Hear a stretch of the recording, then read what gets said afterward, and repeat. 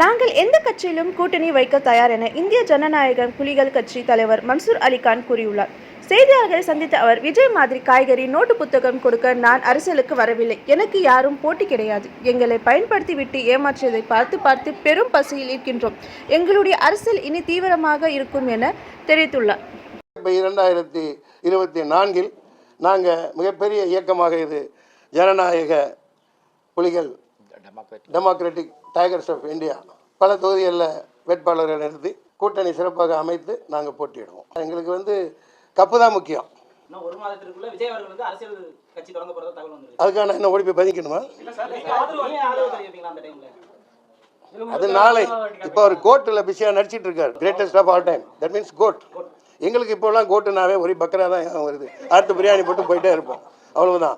நாளைக்கு அவர் தொடங்குறார், இவர் தொடங்குறார், அதை பற்றியெல்லாம் எங்களுக்கு கவலை இல்லை. 40 வருஷமா நான் அரசியலில் இருக்கேன். மறுபடியும் ஆரம்பிச்சிட்டீங்களே. அப்போ கம்பேர் எல்லாம் பண்ண வேணாங்க. நான் சும்மா இந்த அரிசி மூட்டை, கொஞ்சம் காய்கறி, கொஞ்சம் தீனிகள் கொடுக்கறதுக்காக நான் இங்கே நோட்டு புத்தகம் கொடுக்கறது, இதுக்காக நாங்கள் அரசியல் பண்ண வரல.